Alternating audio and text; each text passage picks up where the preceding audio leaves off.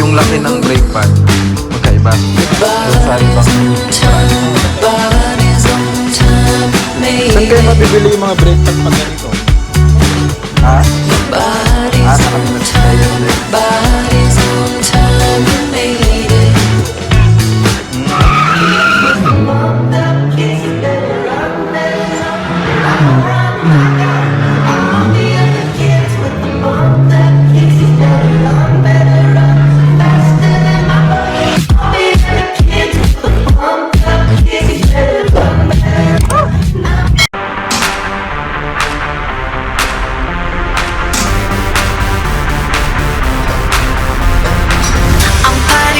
Switch me on and hang on tight. I'm party coded, activated for the night. I'm party coded, wave your hands in flashing lights. I'm party coded, gonna jump if you feel right now. Kalawang na.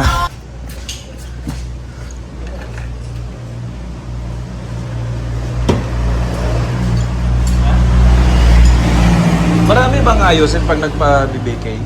Marami pang gagawin? Ito lang. Isa. Yung brake lines, paano yung brake lines? Kasama naman yan. Tapos, saan siya ikakabit dito? Ito. Dito. Yung spoon na lang kasama brake lines yun. Kita ba yung pinag-weldingan? Pininturahan kasi ito yan, no? Tapos gitna ba nila?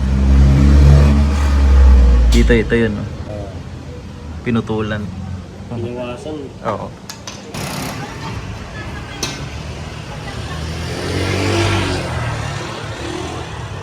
Guys, ito yung pinalowered natin. So ito yung ginawa nila. Inakyat nila tong bracket na to para mag-lowered yung sasakyan. Pero ayun nga, itong nangyari, oh. Durog yung bearing. Bihira lang madudurog tong ganito pag may mali sa paggawa ditong isa.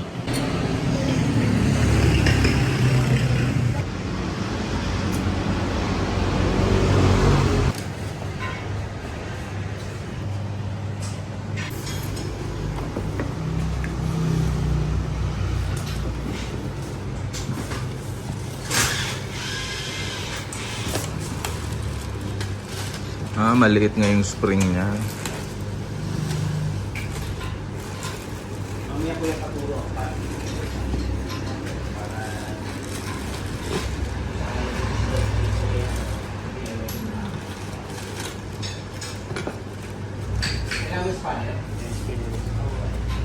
Yung spring ng front, di katulad doon sa propender na malaki. Ganun parang stock. Siguro baka mas matigas ng konti talaga to.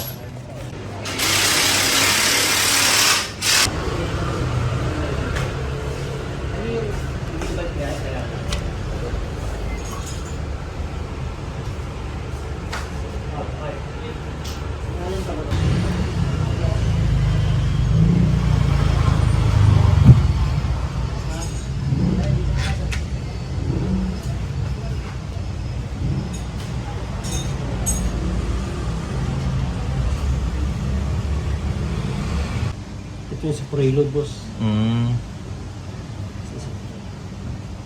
Paano mo pinagbabasehan yung adjustment niyan? 5mm lang.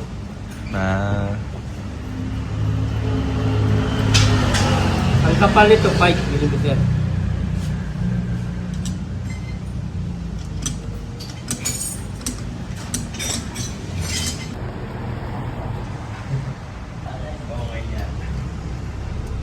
Ilang mm yan? Sa 30mm.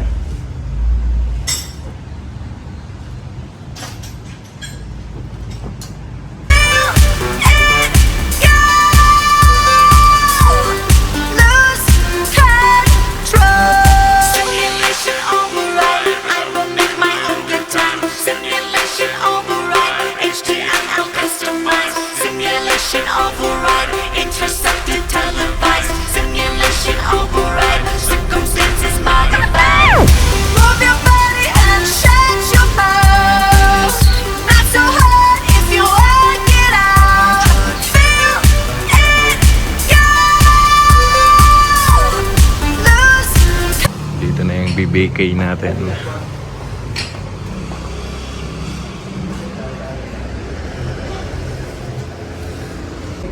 Sana pasok.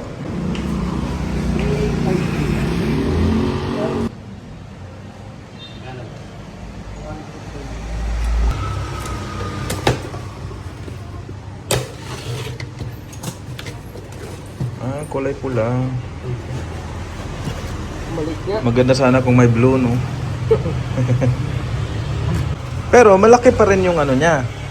Yung brake pad or magkaiba sa doon sa mga malalaki yung ano. Magkaiba. Magkaiba, Ito, no? purpat na to eh. Purpat yan eh.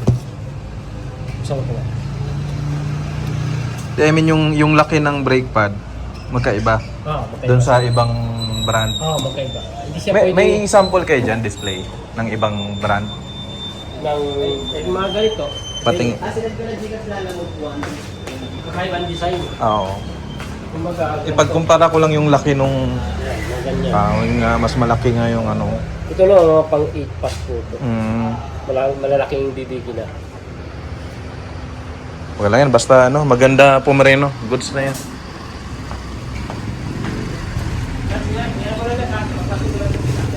Yeah.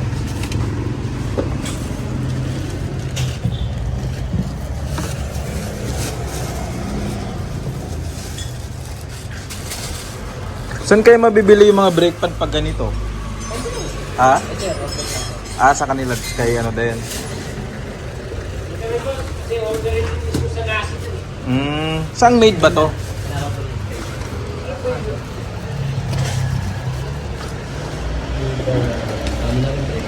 Taiwan. Taiwan?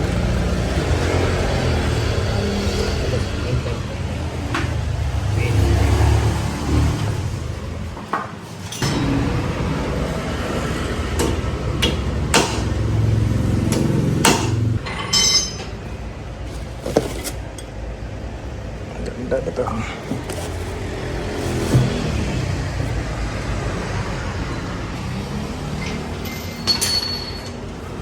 Kumparangan natin yung laki nito. Kumpara ko yung laki. Or same lang? Same lang ata malaki. Mas malaki.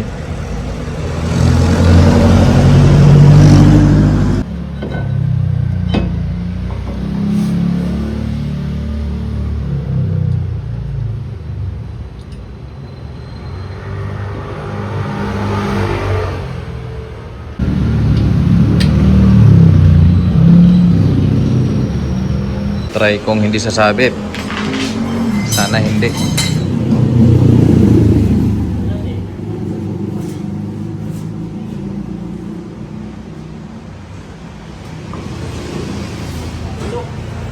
Sabit? Sinukat. Sukat na sukat.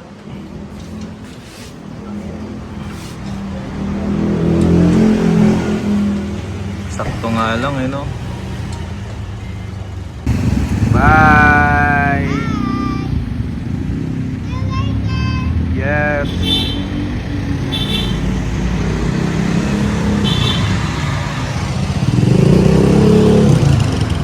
Tayo tapos. Herme!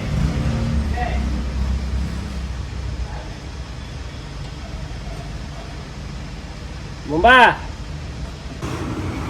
Tapos na, guys.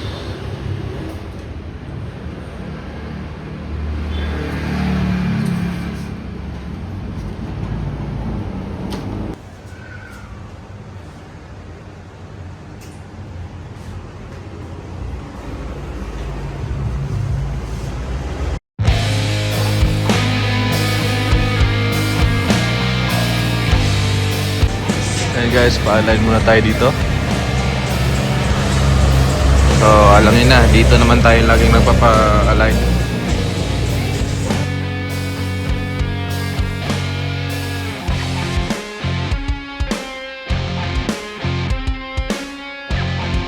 Alignment lang kailangan i-correct, di ba?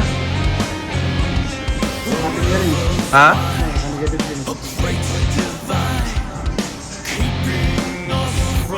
Zero, kaya? Zero natin para walang inig. Ito ba? Bakit mas mahal yung brake? Dati 80 yung ganyan eh. Ayan guys, ito yung ating coilover. DC coilover. Tapos nasin na BBK. Ang ganda. Ang ganda ng ano nito guys, performance. Ganda yung preno niya. So ano talaga, investment. Kailangan mag-invest sa safety. Ayan, papakita ko sa inyo yung likod. Ayan. So in-adjust lang yung camber alignment.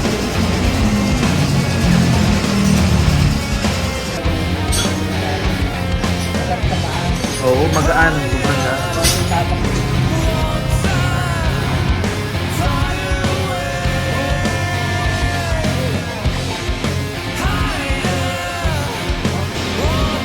Yan dapat zero-zero. Ang ganda.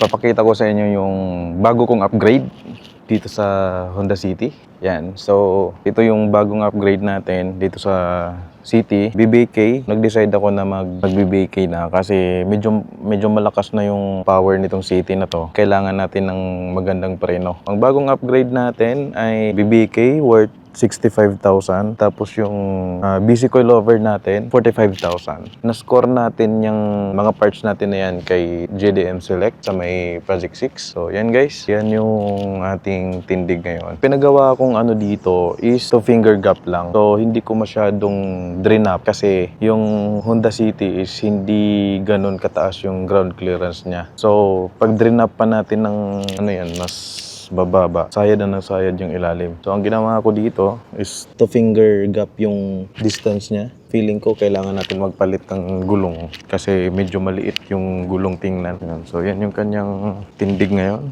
Yan.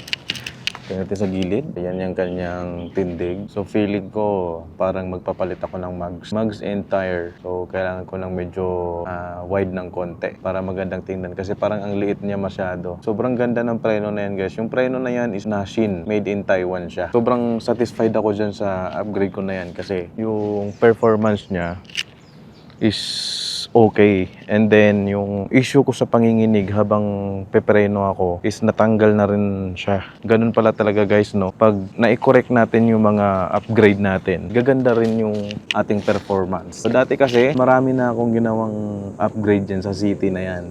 Di ba? Sa pagtitipid natin, todo tipid natin, napapagastos pala tayo ng malaki. Ang ganda pala ng performance nitong coilover. Ang gagandahan nitong coilover na to. Ayan, papakita ko sa inyo. BC coilover to. Adjustable yung kanyang damping. Okay? So, ang kagandahan, hindi siya matagtag. Actually, hindi siya matagtag talaga. Yan, so hindi siya matagtag. So, ito yung ano natin. Mayroon ditong pihitan na tinanggal ko na lang kasi baka malaglag eh. So ito, na-adjust natin yung damping dito. Pinipihit lang natin yan. So nandito yung pampihit niyan. So ito yung pampihit niya. Yan, ilalagay lang natin to dito. Ganyan. Pwede nating lambutan at pwede nating tigasan yung ride.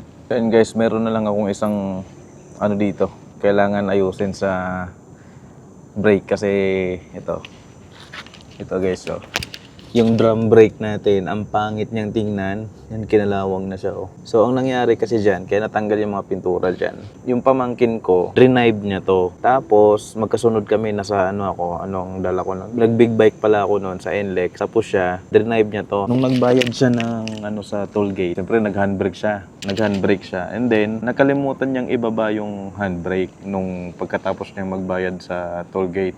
So anong nangyari, nag-uusok siya. Sobrang init niya kasi nakakapit yung brake eh. So pagdating namin ng Petron Marilao, ayan, nag-uusog na siya. Tapos yung pintura niya, nalusaw yung kanyang pintura. So yan yung nangyari. So payo ko lang guys, no. Dati kasi ayaw na ayaw ko talaga magpa-coilovers kasi meron akong tropa na nagka-coilover, nasakyan ko noon. Sobrang tagtag. Grabe yung tagtag niya talaga, as in yung kapirasong dugtong lang ng semento, gaganon siya. Pero akala ko lang kasi noon is ganun talaga. Ganun talaga ang mga coilover. Ang mga coilover pala, meron palang mga preload na settings, di ba? Ito-tune. Kumbaga, kung pinangkakarera mo yung sasakyan mo, pinanglalaro mo, pwede pala yon na tigasan. Kumbaga, yung spring, ipe-press. Kumbaga, yung tune mo is nakapress na. Tapos, kung gusto mo naman ng pang daily drive, yung gusto mo ng stock na ride, tulad ditong pinagawa ko ngayon guys, stock ride siya. Kumbaga, naka-tune siya sa malambot. Yan, sobrang lambot nito, you know. Mas maganda pa yung ride niya kumpara sa stock.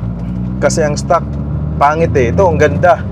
Tapos, napaka-stable niya, lalo sa high speed. Ganon. Maganda yung kanyang ride. So, yun yung pagkakamali ko dati talaga, na akala ko, pag sinabing coilover, matagtag. Meron palang mga settings ng coilover na pwede mong magawa. Okay?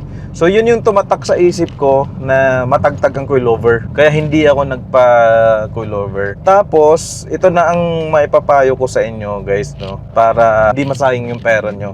Kasi ako, bago ako mag-coilover, sinubukan ko muna mag-lowering. Yan, nag-lowering ako. Yun, medyo mura lang. Magkano lang magpa-lowering. Pag nagpa-lowering ka, maganda yung tindig mo. Ang problema doon, hindi ma-align ng maayos. Merong mga vibration. Kahit ipa-align mo siya, meron pa ring panginginig. Yun yung problema noon. And then, after kong magpa-lowering spring, binalik ko na naman siya sa stock. Gastos na naman. Then after ng stock, may nakita akong naglo-lowered, yung dinadrop yung shock. So instant drop. Maganda pa rin yung kanyang tindig. Sa tindig maganda, okay? Lilinawin ko sa inyo, yung tindig maganda. Pero yung performance ay hindi ganoon kaganda. Mas okay siya kumpara sa talaga yung lowering spring. Okay? Then next, ang problema naman nung nagpaganon ako, nanginginig na naman yung aking sasakyan pag pumipreno ako. Kahit tama naman yung alignment sa computer, nanginginig pa rin. Nanginginig siya sa tuwing nagbe-brake ako. Sa matulin na takbo, ganun din. Nanginginig din siya. Kahit tama naman yung alignment, kabalance din yung mga gulong, yun yung nagiging problema. Puro gastos, 'di ba?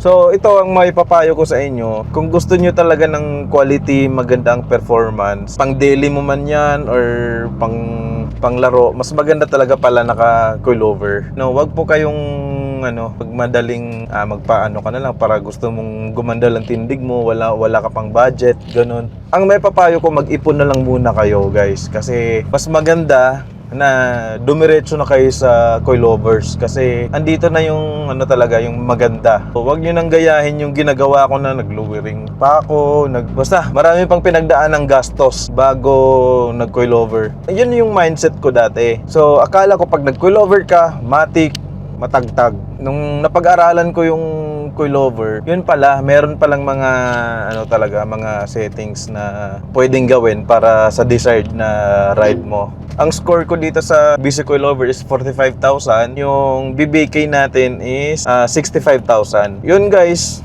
para makaiwas na rin kayo sa gastos kasi pinagdaanan ko na siya eh. Sinishare ko na lang sa inyo yung experience ko para maiwasan yung gastos. Kumbaga, pag pinagawa mo kasi yung mga ganun, okay naman siya. Depende pa rin sa preference mo. Kung pang chill drive ka lang, okay naman siya. Kung tamang takbuhan mo is lang talaga 80-100, ganun. Goods na yung ganun, yung ganung mga drop. Ito ang ganda ng ride guys, oh. Nagka-coilover pero stock ride. Diba? Ang ganda, oh. Tapos hindi na ako sumasayad sa mga hams. Yan tulad ito. Oh, hindi siya sumasayad. Saka ang ganda ng ride talaga. Minsan talaga sa buhay meron tayong mga mali-maling desisyon, 'di ba? So, siyempre yung mga maling desisyon natin, doon tayo natututo. Kaya yon yung hindi ko pagko-coil over noon, yun yung mali ko, 'di ba? So sana nag-coilover na lang ako noon pa. Since meron naman akong pang bili, sana nag-coilover na lang talaga ako. Hindi na ako nag-lowering spring, saka yung stance na drop, mga ganon. Sana diniretso ko na lang ng coilover para isahang gastos lang. And then, sulit. So, yun talaga. Doon tayo natututo sa pagkakamali. Kaya yung mga experience ko, sinishare ko na sa inyo kasi siyempre, meron sa inyo dyan na nanonood na kating-kate rin mag-upgrade ng kanilang mga sasakyan. Kasi, pag stock na stock talaga, hindi tayo satisfied sa stock lang. Kailangan natin ng mga upgrade. So, ang kagandahan naman ng coilovers, guys, ang ganda ng kanyang, yung mag-cornering ka, ganon. Parang hindi ka na-outbalance. Maganda yung kanyang yung sasakyan mo is steady pa rin. Ito lubak-lubak guys, pero ang ganda ng ride, malambot. Kasi ang ginawa ko dito, limang click lang nung damping from pinakamalambot. Kasi pag malambot number 1 clinic ko lang siya ng 5 clicks lang sa damping. So ito ang ganda ng ride niya talaga. Maganda yung bounce. Nagulat nga yung nag-align kahapon kasi ginaganon-ganon, bakit daw may bounce? Sabi ko, nasa pag-tune yun ng yung preload nung suspension. Sobrang happy ako sa upgrade na to. So yun lang guys, sana matuto din kayo. Kung gusto nyo rin ng magandang ride, go for coilovers. And then at the same time, pwede mo nang ma-adjust yung height na gusto mo. So wag kayong magmadali na doon muna sa madalian. Advice ko lang naman to guys kasi may kanya-kanya naman tayong preference, and then syempre yung budget hindi rin naman ganun ka mura yung mag-upgrade ng suspension, 'di ba? So itong akin lang naman is for sharing lang sa inyo para hindi kayo matulad sa akin na gastos ng gastos, di ba? Kasi yung ginagawa ko dati, gastos talaga yon.